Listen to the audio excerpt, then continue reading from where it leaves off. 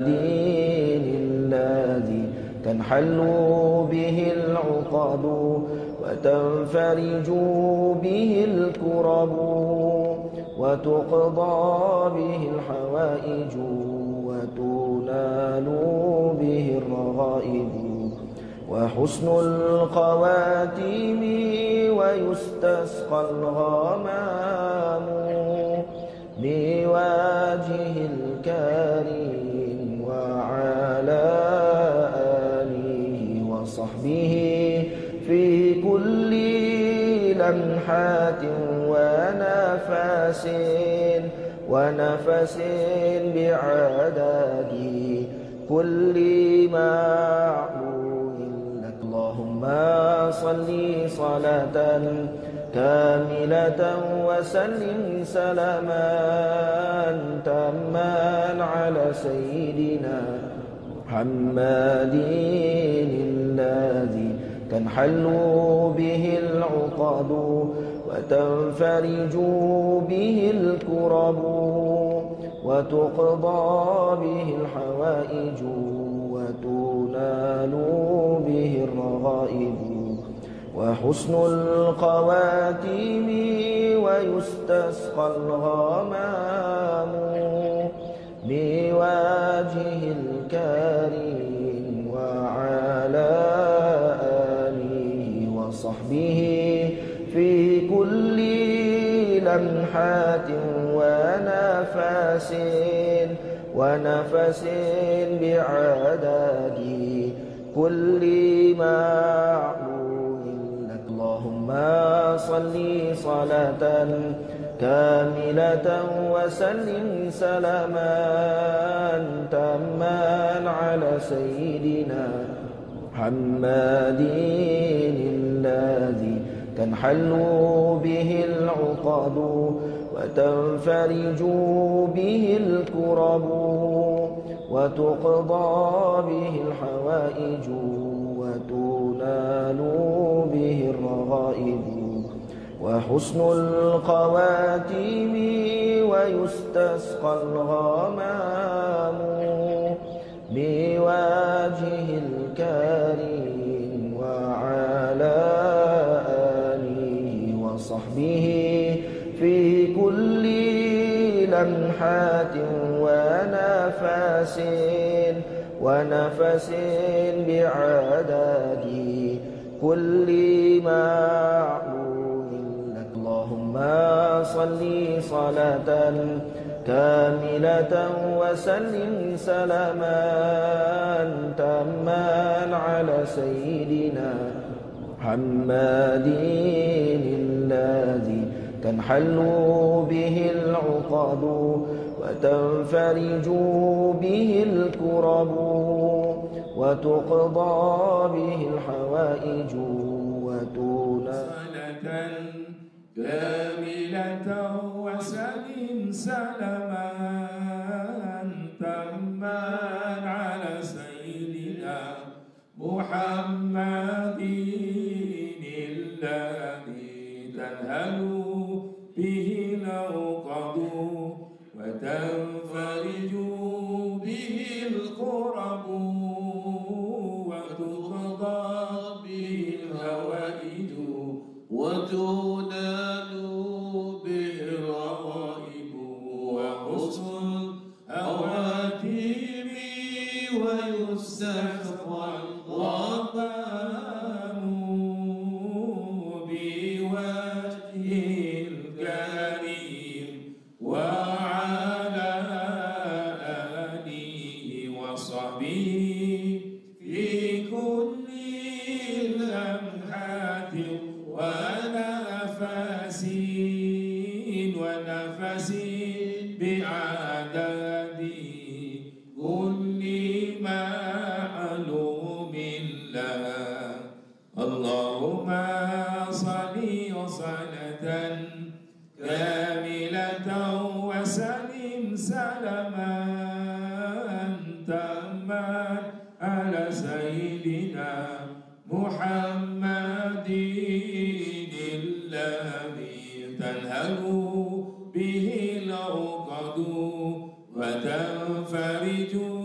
به الكرب وتقضى به الحوائج وتنال به الرغائب وحسن الهواتف ويستسقى الغمام بوجهه الكريم وعلى آله وصحبه في كل لمحة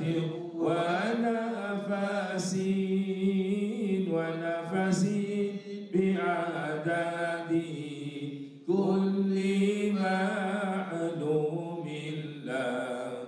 اللهم صل صلاة كاملة وسلم سلاما تاما على سيدنا محمد الذي تنهل به العقد وتنفرج به الكرب وتقضى به الحوائج وتنال به الرغائب وحسن الهواتف ويستسقى الغمام بوجهه الكريم وعلى آله وصحبه في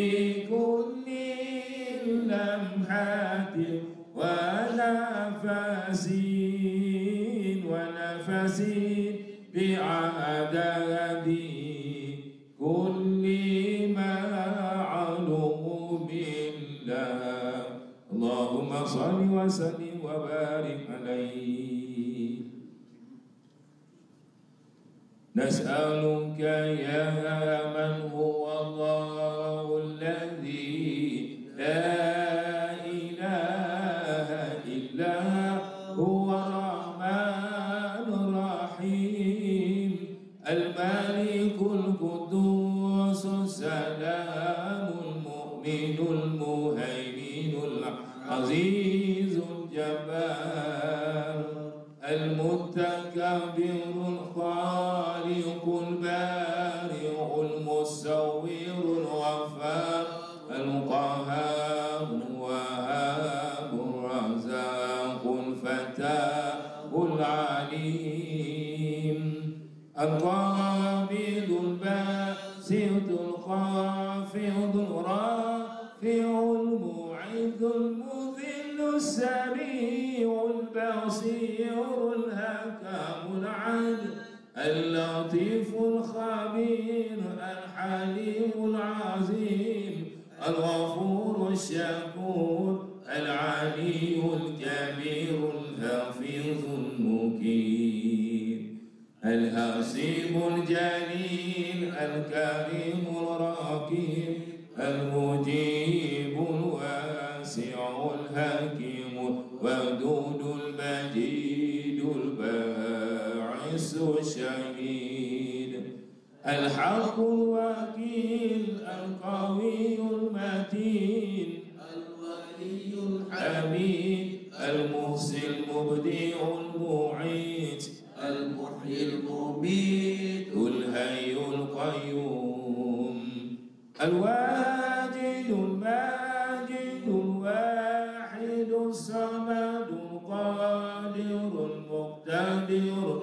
المقدم المؤخر الأول الآخر الظاهر الباطن الوالي المتعالي البر التواب المنتقم العفو الرؤوف المالك الملك ذو الجلال والإكرام المقسط الجامع الغني المغني المانع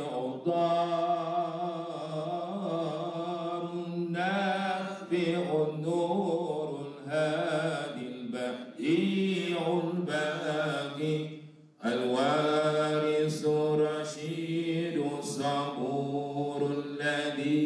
ليس كمثله شيء وهو السميع البصير اللهم صل أفضل صلاة على أسعد مخلوقاتك سيدنا محمد وعلى آله وصحبه وسلم عدد معلوماتك ومداد كلماتك كلما ذكرك ذاكرون وغفل عن ذكره الغافلون.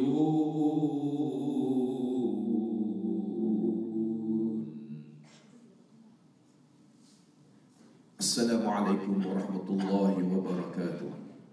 بسم الله الرحمن الرحيم.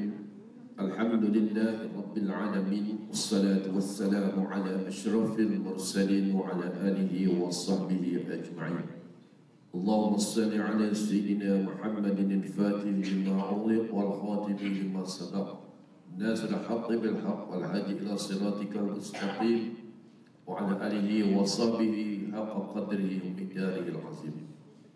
Berhormat Dr. Haji Muhammad Al-Azam, Dr. Haji Osman, Ketua Panda Majlis Madrasah Johor Bahru, Ketua Jabatan, Ketua Bahagian Al-Fadil Ustaz Muhammad Khairul Fahmi bin Muhammad Anwar, pendakwa bebas, Muslim Kembara Umrah JDT, seterusnya kepada warga kerja pada Raya Johor Bahru yang dirahmati Allah Subhanahu wa taala sekalian. Syukur kita kepada Allah Subhanahu wa taala dengan izin dan limpah rahmat yang telah dikurniakan kepada kita pada pagi ini, dapat kita bersama-sama hadir dalam program Membudayakan Al-Quran dan Tazkirah. Semoga kehadiran kita pada pagi ini akan dirahmati Allah dan kita sekalian akan dihimpunkan Allah bersama dengan golongan orang yang soleh dan soleha di sisinya. Amin ya rabbal alamin. Hadirin yang dirahmati Allah sekalian, pada pagi ini kita akan menyambung surah Ali Imran, mulai ayat yang ke-154. Manakala terjemahnya pula akan dipimpin oleh Al-Fadil Ustaz Abdul Akmal. Majlis mempersilakan.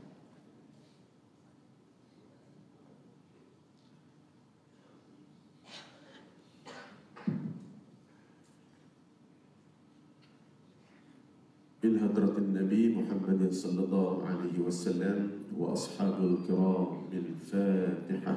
أعوذ بالله من الشيطان الرجيم. بسم الله الرحمن الرحيم. الحمد لله رب العالمين الرحمن الرحيم مالك يوم الدين إياك نعبد وإياك نستعين اهدنا الصراط المستقيم صراط الذين أنعمت عليهم غير المغضوب عليهم ولا الضالين.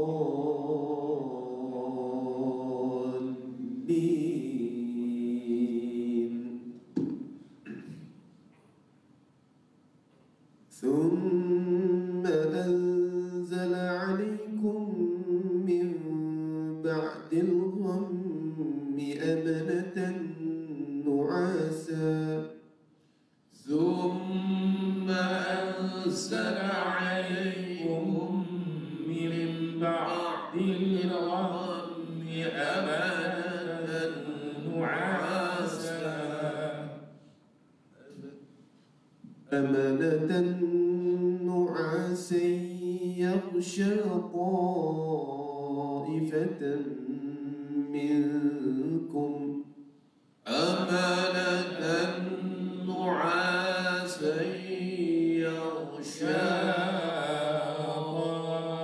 طائفة منكم وطائفة قد أهمتهم أنفسهم يظنون بالله غير الحق ظن الجاهلية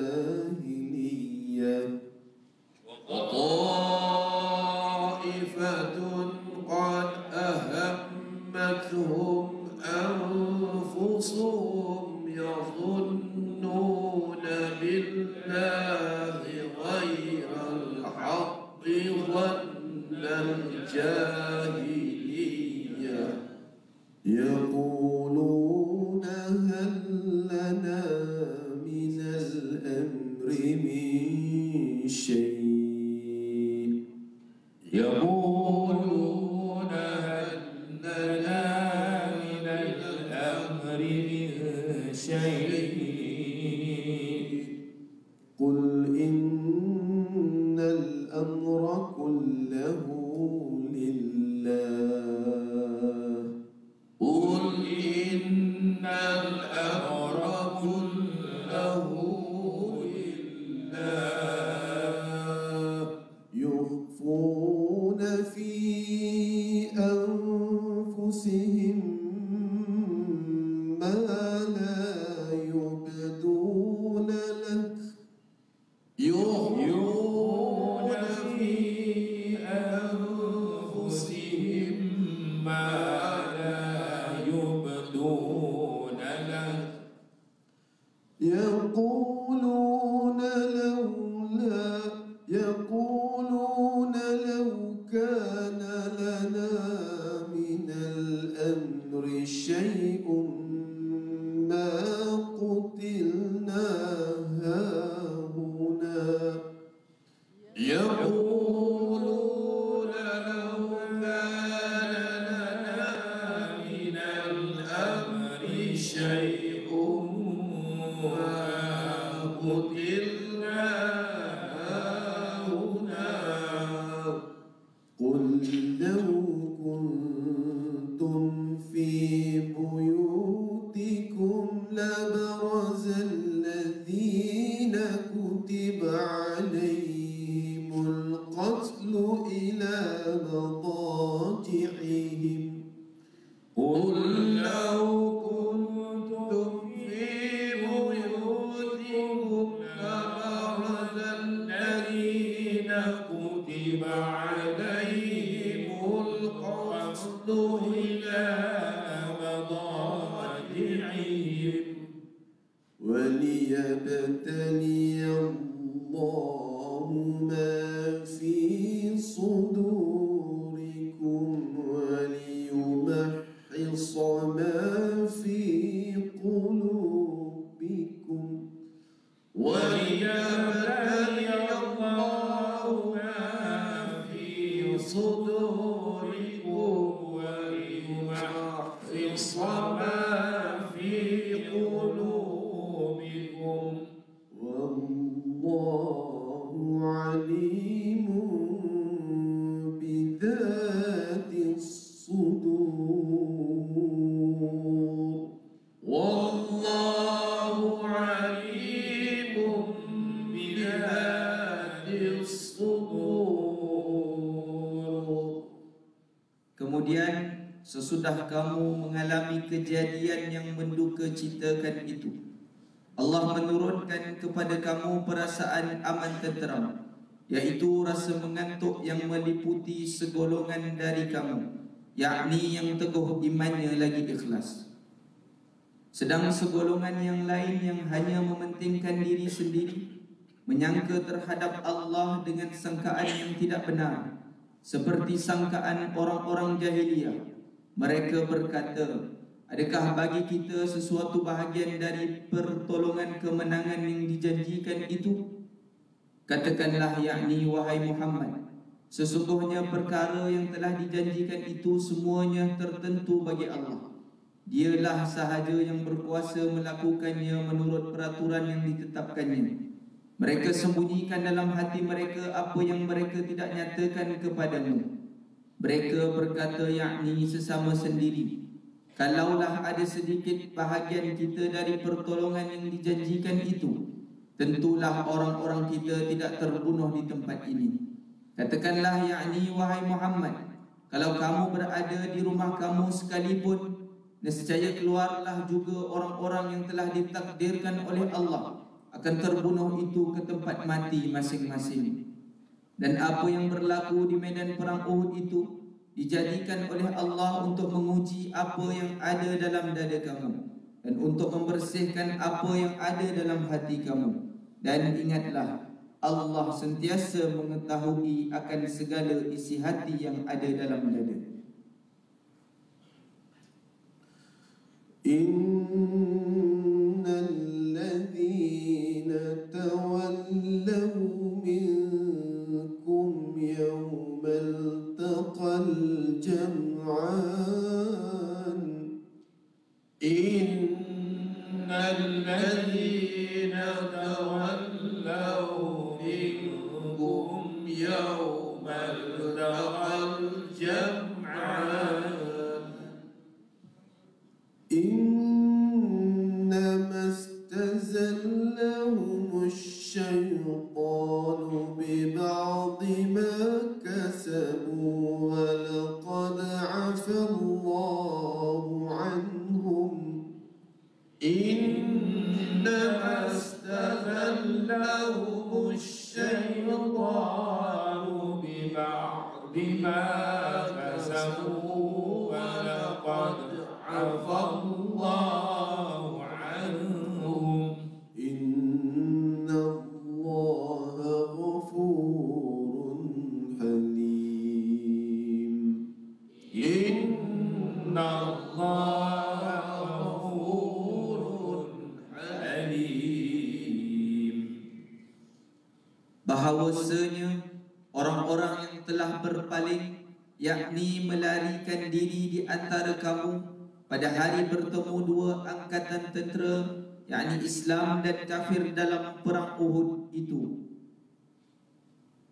sesungguhnya mereka telah tergelincirkan oleh syaitan dengan sebab sebahagian dari perbuatan-perbuatan yang salah yang mereka telah lakukan, yakni pada masa yang lalu. Dan demi sesungguhnya Allah telah memaafkan mereka, kerana sesungguhnya Allah Maha Pengampun lagi Maha Penyabar. يا أيها الذين آمنوا لا تكونوا كالذين كفروا يا أيها الذين آمنوا لا تكونوا كالذين كفروا وقالوا لإخوانهم إذا ضربوا في الأرض أو كانوا غزا وقالوا لإخوانهم إذا ضربوا في الأرض أو كانوا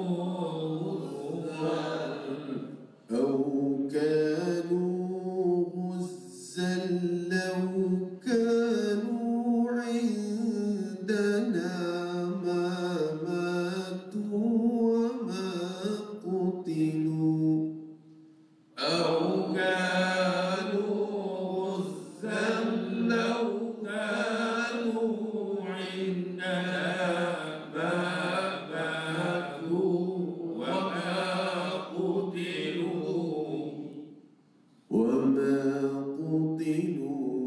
ليجعل الله ذلك حسرة في قلوبهم وما قتلوا ليجعل الله ذلك حسرة في قلوبهم والله يحيي ويميت والله يحيي ويميت والله بما تعملون بصير والله بما تعملون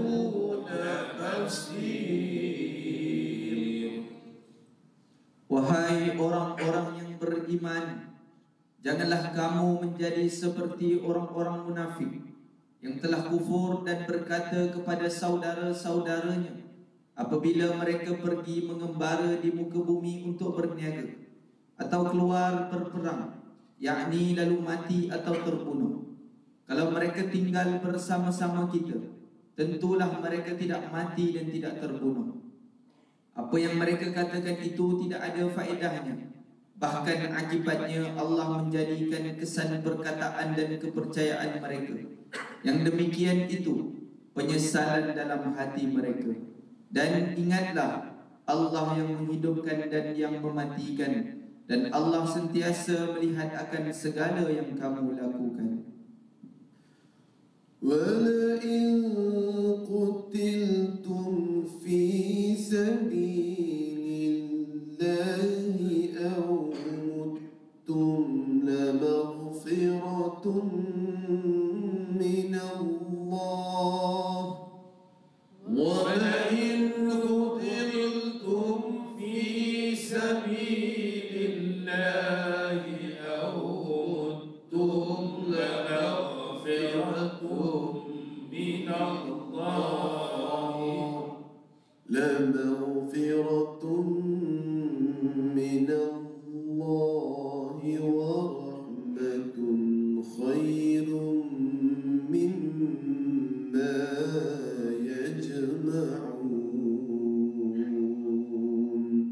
لمغفرة من الله ورحمة خير مما يجمعون. Demi sesungguhnya, jika kamu terbunuh pada jalan Allah, yakni dalam perang Sabil, atau kamu mati, yakni mati biasa semasa mengerjakan kebajikan umum, sesungguhnya keampunan dari Allah dan rahmatnya adalah lebih baik, yakni bagi kamu, dari apa yang mereka, yakni orang-orang kafir dan munafik, itu himpunkan meliputi segala jenis kesenangan hidup. صدق الله العظيم صدق الله العظيم. اللهم ارحمنا بالقرآن واجعله لنا إماما ونورا وهدى ورحمة. اللهم ذكرنا منه ما نسينا وعلمنا منه ما جهلنا وارزقنا تلاوته آناء الليل وأطراف النهار واجعله لنا حجة يا رب العالمين.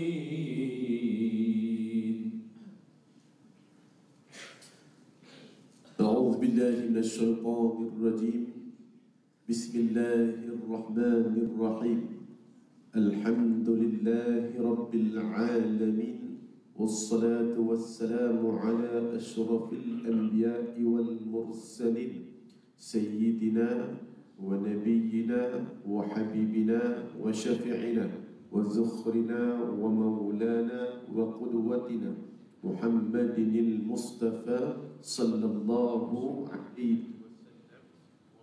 آله وأصحابه أجمعين. اللهم يا مقلب القلوب, ya Allah, Engkaulah ya Allah yang boleh membolak-balik hati-hati kami. Sabit qulubana ala dinik, Kau tetapkan hati kami ya Allah pada pagi ini di atas landasan agama Islam. Allahumma ya musarrifal qulub, ya Allah, Engkaulah ya Allah yang boleh mengubah hati-hati kami yang berada di sini ya Allah. Sarrif qulubana ala ta'atik, Engkau ubahlah hati kami ya Allah daripada hati yang penuh dengan kelalaian kepada hati yang penuh ketaatan, daripada hati yang penuh hasad kebencian wahai Allah kepada hati yang penuh rahmat dan juga kasih sayang. Allahumma inna nas'aluka khaira ma fi hadzal majlis.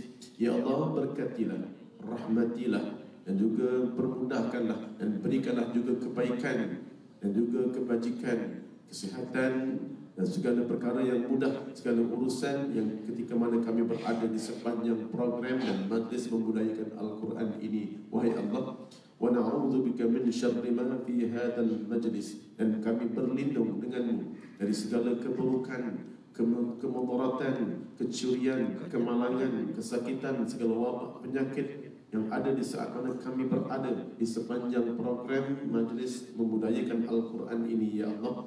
Wa na'udzubika minal bukhli, dan kami berlindung denganmu, ya Allah, dari sifat bakhil dan juga kedekut untuk mengeluarkan sebahagian harta-harta kami, ya Allah, pada jalanmu di pagi hari ini, ya Allah. Wa na'udzubika minal kasal, dan kami berlindung denganmu daripada lemah, juga malas untuk beramal, beribadat, bekerja. Wa na'udzubika min su'il kibar, dan kami berlindung denganmu daripada melakukan maksiat yang kecil maupun maksiat yang besar, daripada mata yang sering melihat kemungkaran, daripada telinga yang sering mendengar umpatan dan juga cacian, daripada lidah yang sering membawang. Wa na'udzubika, dan juga ya Allah kami berlindung denganmu daripada akal yang bersangkaan buruk, hati yang hasad. Wa na'udzubika min adzabil qabr, dan kami juga berlindung denganmu, ya Allah, daripada azab kubur. Wa na'udzubika min adzabin nar, dan kami berlindung denganmu daripada azab api neraka Jahannam. Allahumma ftah alaina, bukakan ke atas kami seluas-luasnya di dewan ini, ya Allah, pada pagi ini, hikmataka, hikmah, dan juga kebijaksanaanmu kepada kami, ya Allah, pada pagi ini dan pada hari ini dan pada masa ini. Wansyur alaina, dan limpahkanlah kepada kami, wahai Allah, min khazain, dari segala sudut khazanah, dari segala sudut khazanah rahmatika, rahmat kasih sayangmu kepada kami, ya arhamar rahimin, wahai Tuhan yang maha pengasih lagi maha penyayang. Wa qala rabbi shrah li sadri wa yassir li amri wahlul 'uqdatam min lisani yafqahu qawli. Wa sallallahu ala sayyidina Muhammad wa ala alihi sahbihi wa sallam, walhamdulillahi rabbil alamin. Wa ba'd. Assalamu alaikum warahmatullahi wabarakatuh. Alhamdulillah, summa alhamdulillah, summa alhamdulillah. Bersyukur kehadrat Allah Subhanahu wa taala dengan nikmat yang telah Allah berikan kepada kita. Moga-moga kita menjadi orang yang bersyukur kepada Allah. Bila kita menyebut dalam surah Ali Imran, dalam muka, daripada ayat yang ke-154 kepada ayat yang ke-157, dia masih lagi menceritakan tentang kisah dalam peperangan Uhud. Peperangan Uhud yang berlakunya peperangan Uhud ini adalah pada bulan Syawal pada tahun ketiga Hijrah. Berlakunya peperangan ini disebabkan dari peperangan Badar yang berlaku pada 2 Hijrah pada bulan Ramadan. Peperangan balas dendam. Peperangan balas dendam yang mana orang-orang kafir sebanyak 3,000 orang-orang musyrikin dan juga 3,000 unta. Disebut sebagai 3,000 orang musyrikin dan ada 3,000 ekor unta. Maksudnya balance orang dengan untanya. Dan kemudian ada juga 200 ekor kuda perang. Dan juga mereka ada 700 buah perisai dan banyak lagi alat-alatan tentera. Maksudnya besar. Dan kemudian orang-orang daripada kaum mukmin pula ada 1,000 orang. 1,000 orang sahaja, 1/3 je. Dan kemudian yang ada ekor kudanya cuma ada 2 ekor. Dia punya alat perangnya kuda 2 ekor. Orang 1,000, kuda 2 ekor. Jadinya kemudian ada 100 pula pisai pertahanan dan banyak kelemahan daripada pihak orang mukmin, pihak orang mukmin. Dan 1,000 tu pula 300 pula adalah munafik. Adalah dari kalangan munafik. Yang nak mengetahui dia munafik tak? Di semayang maghrib tapi tak semayang subuh. Dia tak keluar semayang subuh, tapi dia keluar pada semayang maghrib. Jadi orang-orang munafik zaman tu maghrib dia pergi sembahyang. Orang-orang sekarang maghrib pun tak pergi jemaah. Jadi sebelum tu nak sebut ketika mana perang Uhud ini, dalam golongan orang beriman juga ada dua golongan. Satu golongan yang masih lagi bersangkaan buruk kepada Allah. Satu lagi golongan orang yang benar-benar beriman. Dalam 700 orang itu pula, dah tinggal sikit. Ada dua pula golongan. Golongan yang benar-benar takut pada Allah, dan satu lagi yang hanya nakkan ghanimah, harta peperangan. Mereka tak nak mati di dalam medan peperangan. Jadi dalam dua golongan inilah yang disebut dalam Al-Quran. Kemudian 954. Kemudian setelah kamu ditimpa kesedihan, ketakutan, dia menurunkan rasa selamat. Dia ada dua golongan ni. Satu golongan ni dia Allah bagikan dia rasa selamat. Walaupun depan dia ni ketakutan musuh yang ada 3,000, dia ada 700 je. Bayangkan dah Nabi tolak lagi 300. Nabi tak nak 300 ni.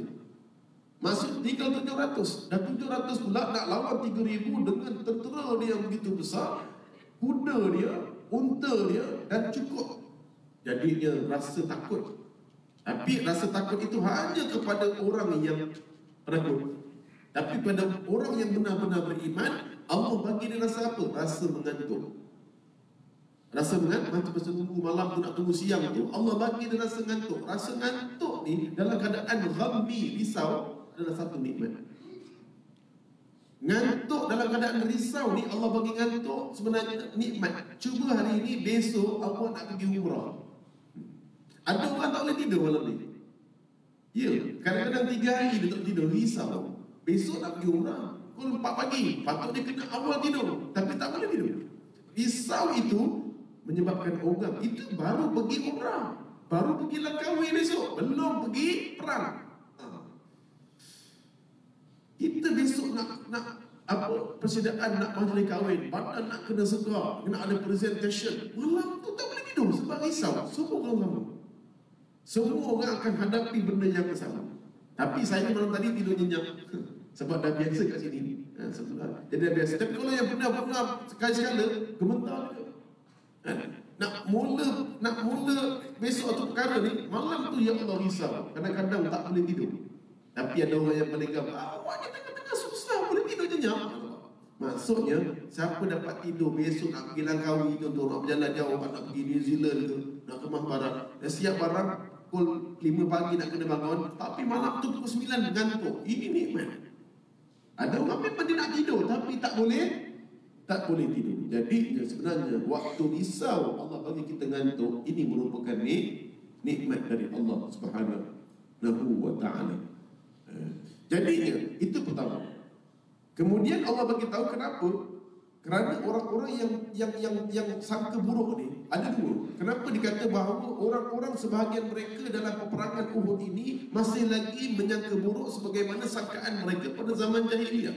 Apa sangkaan buruk pada zaman jahiliyah tu? Ada dua. Yang pertama sekali, dia merasa sial. Ini sangkaan buruk yang ada pada zaman jahiliyah. Dia merasa bahawa ada sial, bahawa dia ni merasa sial. Ini dalam sebutan ketika mana Imam Dr. Yusuf Al-Qardawi, ini peramai orang jahiliyah yang ada dalamnya itu merasa sial. Itu merasa sial. Suwi betul aku ini. Ini memang dalam hadis Nabi. Semua orang ada perasaan ini, iaitu dia telah ada merasakan dalam jiwa dia ini rasa sial, rasa suwi. Yang kedua, apa dia? Iaitu dia selalu menyangka. Maka dia merasa bahawa sangkaan buruk, iaitu sangka. Keadaan disebut sebagai dia merasakan sangkaan buruk kerana satu perkara. Contoh dalam hadis tersebut, contohnya iaitu dia nak pergi Batu Pahat ataupun nak pergi Kuala Lumpur ini. Nak pergi Kuala Lumpur ini, tiba-tiba tengah-tengah basuh pinggan pecah cawan, gelas pecah. Tiba-tiba tengah menjahit pula malam tadi terkena jarum. Dia mula rasa macam ini disebut sebab dia merasa ada sesuatu perkara yang tak kena pada hari esok. Maka Nabi kata apa? Teruskan. Jangan menyangka kepada Allah perkara-perkara begini. Itu hanyalah daripada syaitan. Siapa pernah rasa benda-benda? Dia rasa tu, kenapa pula ada jarum Saiman tiba-tiba kan? Cik Tuan Raja tiba-tiba dia tengah menjahit, tengah lipat baju, terkena jarum, lipat baju. Lipat baju, tiba-tiba butang cepat terluka. Allah, siapa pula nak meminang aku ni? Terus sangka. Sangka baik tak tahu, sangka baik tak tahu. Ini sangka buruk. Maka begini, gelas pecah. Saya pernah ada satu orang lama dia ni dengan saya nak pergi Seremban, dia nak pergi mana tak ingat lah. Tapi dengan dia tak jadi pergi dia. Tapi saya pergi lah. Dia tak pergi sebab apa? Dia waktu tu ada hujan ke apa, lepas tu dia macam tak sedar hati lah. Dia macam ada tak kena lah nanti. Dia ada benda macam tak sedar hati. Dia macam malam tadi tergini, dia rasa tak sedar hati nak pergi. Padahal hati dah sedap, tak ada kena-mengena pun dengan akan datang. Cuma kalaulah benar-benar terjadi, kan aku dah cakap, dia macam Hindustan, ada insting-insting. Yang ini ni jahiliyah. Kedua tadi merasa sial. Dia pergi kerja, lalu jam. Tiba-tiba jam, bateri habis sebab tengah jalan. Sial betul aku ni. Dia kata sial, memang sial betul dia. Dia yang merasa macam tu. Betul lah, suai betul aku ni. Suai betul dia itu. Dia yang menyangka dia suai. Padahal tidak, itu ujian daripada Allah. Yang ini ni, dua perkara ni, Syekh Qaradawi letak bahawa ini adalah dua antaranya, banyak lagi sangkaan jahiliyah kepada Allah Subhanahu wa ta'ala.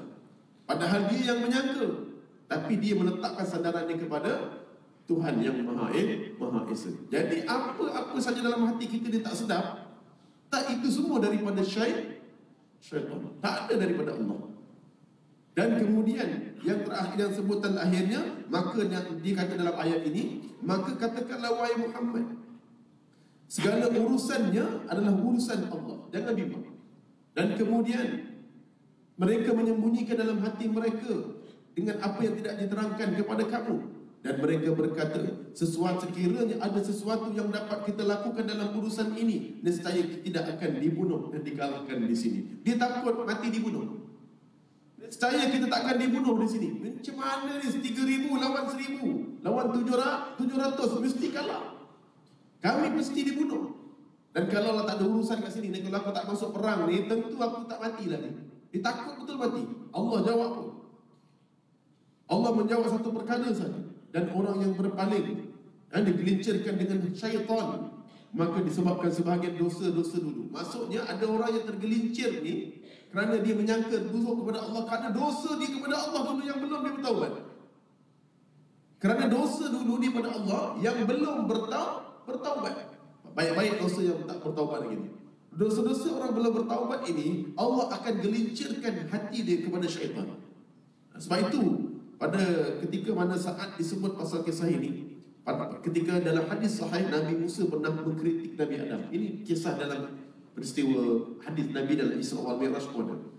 Bagaimana dalam hadis sahih Nabi Musa pernah mengkritik Adam. Bukanlah wahai Adam, kalau kamu tak keluar daripada syurga, tentulah kami berada di syurga. Oh, itu Adam punya ayat. Siapa pernah fikir macam tu? Nabi Musa pernah sebut, ini kalau bukan. Tapi Nabi Adam kata, bukan, tidakkah kamu telah melihat aku telah diberi keampunan oleh Allah? Dan orang yang telah diberikan keampunan oleh Allah tidak layak dikritik, tidak layak dihina oleh Allah. Jadi orang yang sudah bertaubat dan menjalani hukum, maka orang itu tidak layak dan tidak layak dihina dan dikritik, sebab Allah telah ampunkan dosa dia. Jadi ketika begini, maksudnya yang dah diampunkan, tapi dosa ini yang belum diampunkan. Orang yang begini ni Allah akan balas sebagai kafar, sebagai balasan dosa dia.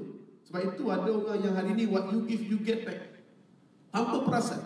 Idza ahsantum li anfusikum wa in asatum falaha. Sekiranya dia buat baik, baik kepada mereka. Sekiranya dia buat buruk, kembali kepada mereka. Hari ini kalau dia bawa kereta, dia tak bagi laluan pada orang, tak ada, itu simple. Kita nak masuk ni, tapi dia tak bagi, serapat-rapatnya orang tak bagi keluar. Padahal itu susu keluar. Telah tercatat bagi dia tak bagi peluang pada orang. Dia akan dibalas. Begitulah disebutnya, kalau sekiranya dia tidak memohon maaf dan merasa bersalah dalam perbuatan tersebut pasti dibalas, cepat atau lambat. Nanti dia pula nak keluar sempang, dia pula orang takkan bagi laluan suatu hari nanti. Jadi benda tu dia patah balik apa yang kita buat begitulah. Kalau kita buat baik pada orang, begitulah patah kembali kepada kita kebaikan. Sebab tu ulama pernah menyebut bahawa kesusahan yang kita hadapi ini adalah cerminan diri kita sendiri. Bila kita ada hutang, bila kita tak ada duit dan kita mula kata bahawa kawan-kawan waktu senang ramai, waktu susah sedikit. Tak, sebenarnya cerminan itu adalah kepada diri kita sendiri. Bila kita bagi bantuan pada kawan kita, bila kita bagi bantuan pada kawan kita saat kawan kita susah. Kalau kita hari ini minggu ni tak ada bagi bantuan kepada kawan kita, jangan cakaplah waktu kita susah kawan-kawan akan bantu. Begitulah orang-orang lain pula yang dia susah, ada kawan bantu. Sebab begitulah dia waktu kawan dia susah. Jadinya what you give, you get back. Apa yang kita buat pada hari ini, maka itulah yang kita akan dapat. Kalau baik, maka baiklah cerminan pada diri kita. Maka buruk, maka cerminan yang buruklah pada diri kita. Dan ketika itulah disebut tentang, kalau disebutkan mati, apabila dikata bahawa janganlah engkau memikirkan, maka ketika mana janganlah engkau memikir, ayat 156, janganlah engkau memikirkan seperti orang-orang kafir yang mengatakan kepada saudara mereka bila mereka mengembara di bumi atau berperang, sekiranya mereka tetap bersama kita, tentulah mereka tidak terbunuh. Ini ayat dia. Orang kafir dulu, sangkaan mereka kalau masa mengembara kau mati.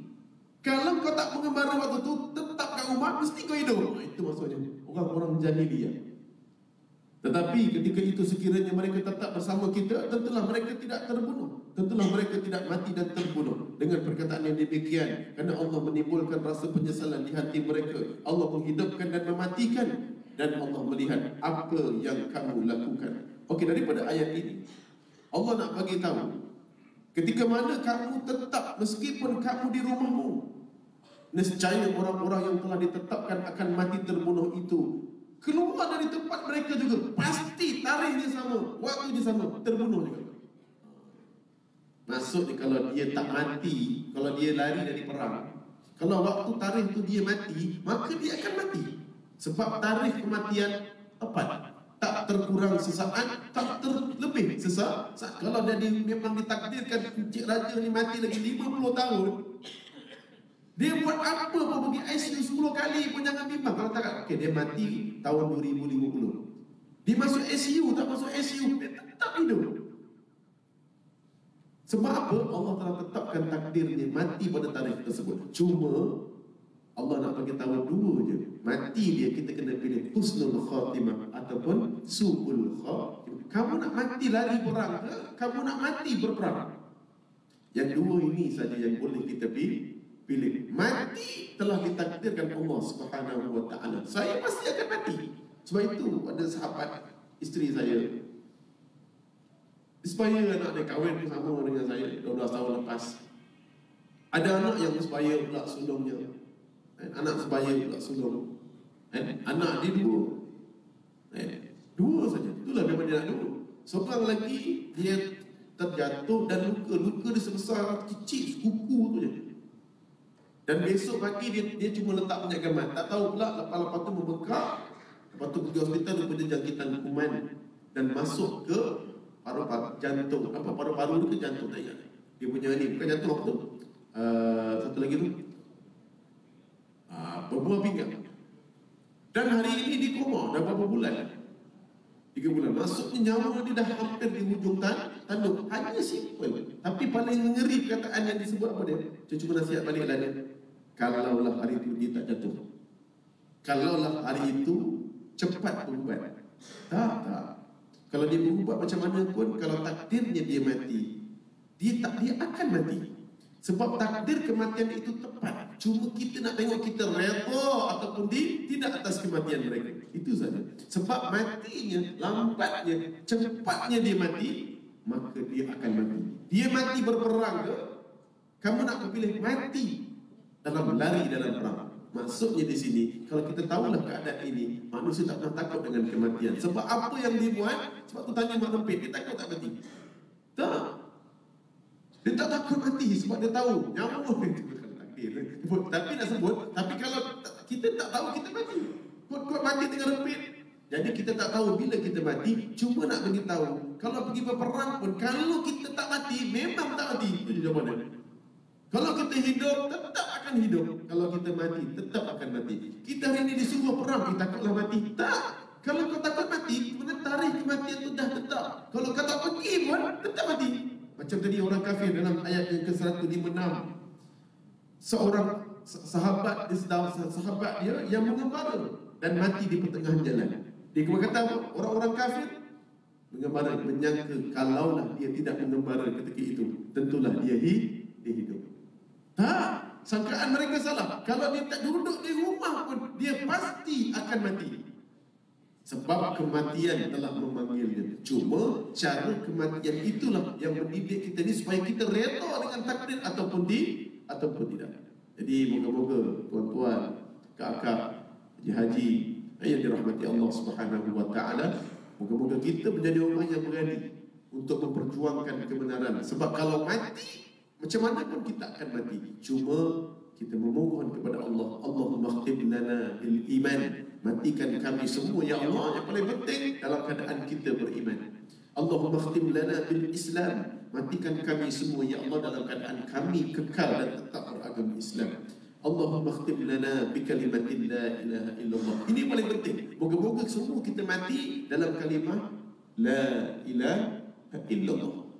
Allahumma khtim lana bi husnil khatimah. Dan matikan kami ya Allah di saat akhir hidup kami dalam keadaan husnul khatimah. Wa la takhtim alaina ya Allah bi su'il khatimah. Dan jangan sekali-kali ya Allah Engkau tarik nyawa kami ya Allah di saat mana kami berada dalam maksiat, saat mana kami berada dalam husnul khatimah. Yang ini kita minta. Kita tak pernah minta bahawa mati ni begini-begini, tak. Kita minta cuma itu je. Minta baik, rezeki itu juga.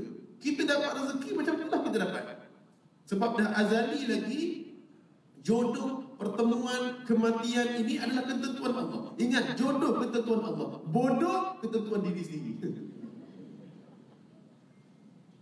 Jodoh dengan bodoh ni beza dekat B dengan J. Tapi beza dia, jodoh ni Allah tentukan. Kalau dah memang kita tiba-tiba dapat kahwin lagi, macam mana isteri? Ini jodoh di tangan Allah.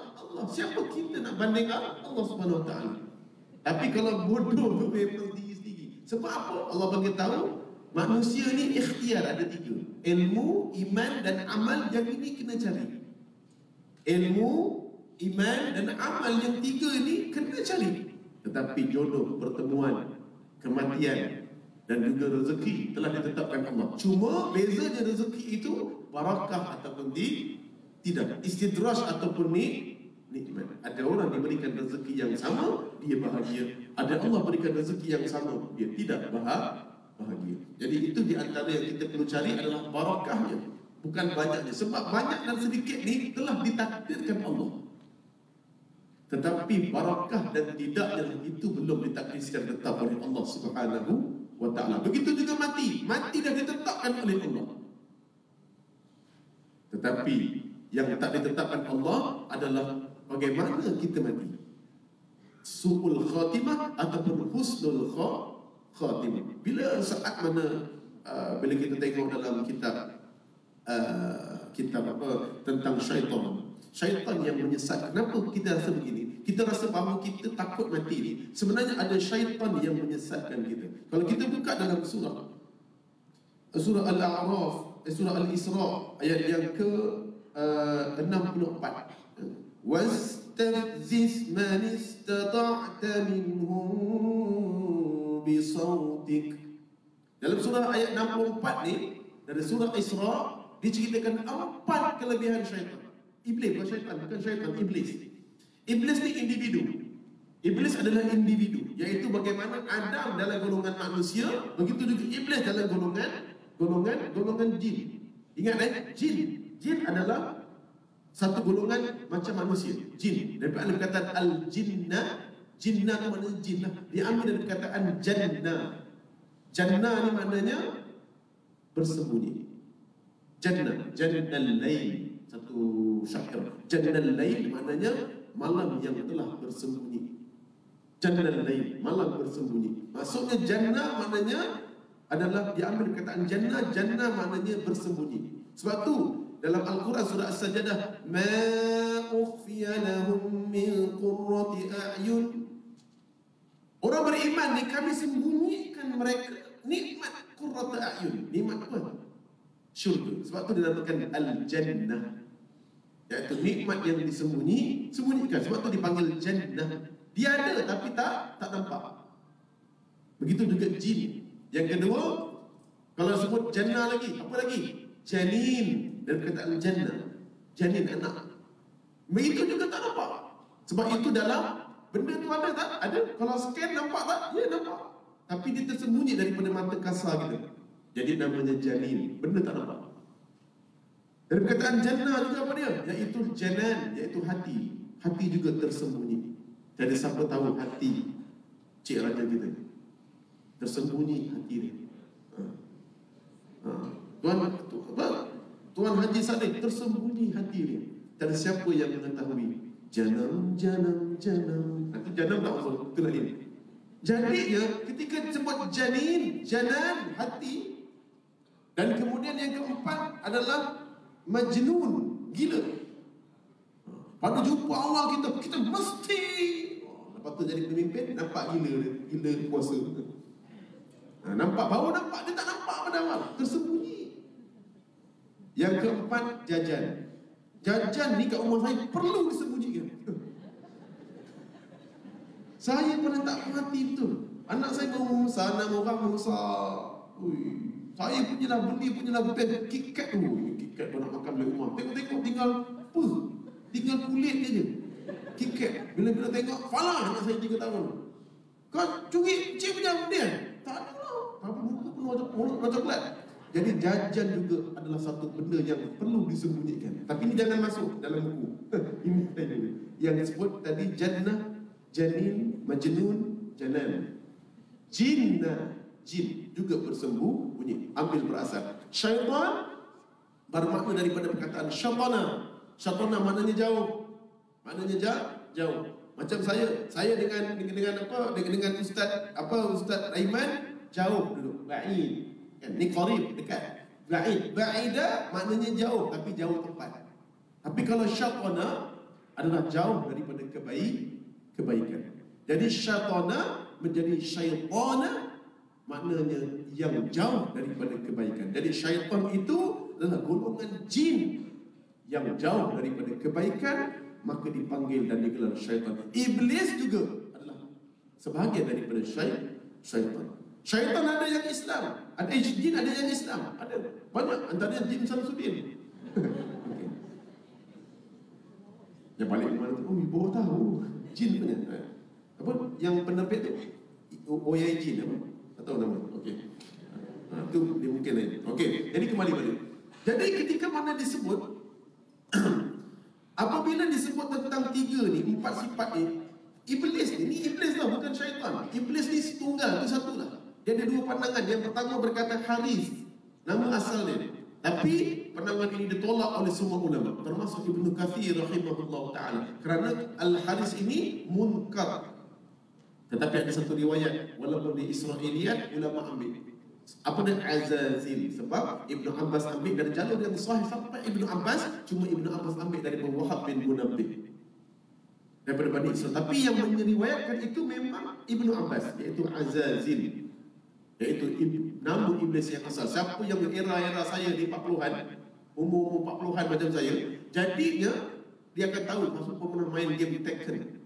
Game Tekken yang macam Street Fighter, siapa musuh dia, siapa yang tak kenal pernah main Tekken tapi tak pernah kenal nama Azazil, dia tak pernah menang game tu. Kalau dia pernah menang game tu, lawan last dia pada berapi-api. Azazil last sekali.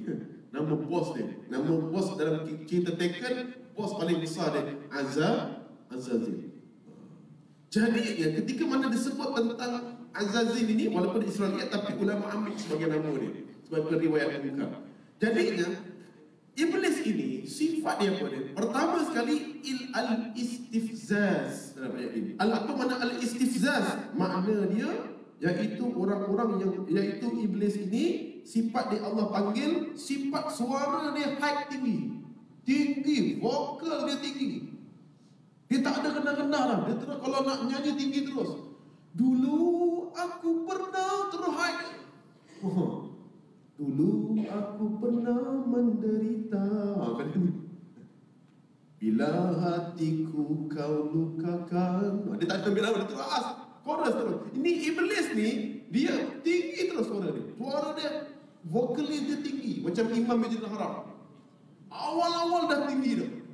Allah, dia punya awal tinggi dah. Ini dahsyat. Dia Syirazin. Tapi Syirazin bukanlah iblis. Tengok-tengok tinggi ni macam suara iblis ni. Iblis memang suara dia tinggi. Dan kemudian suara dia memujuk rayu. Main-main tu. Dia tinggi dan mendayu memujuk.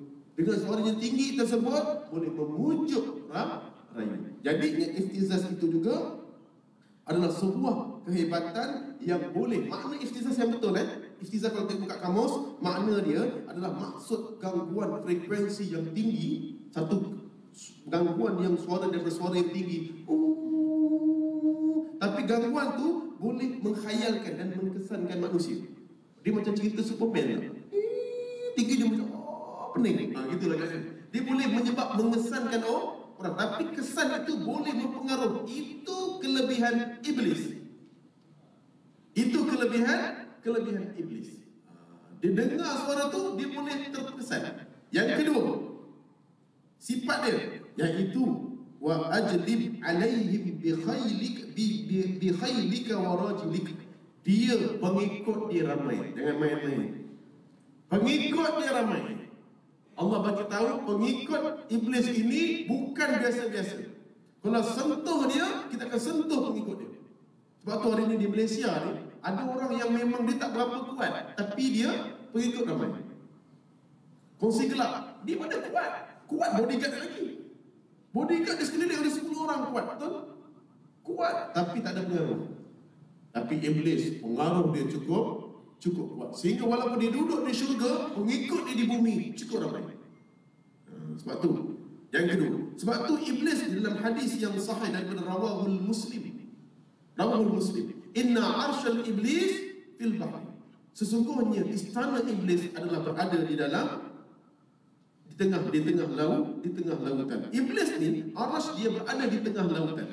Dan dia mengarahkan tentera-tenteranya daripada situ, dan kemudian datang satu gembala tentera.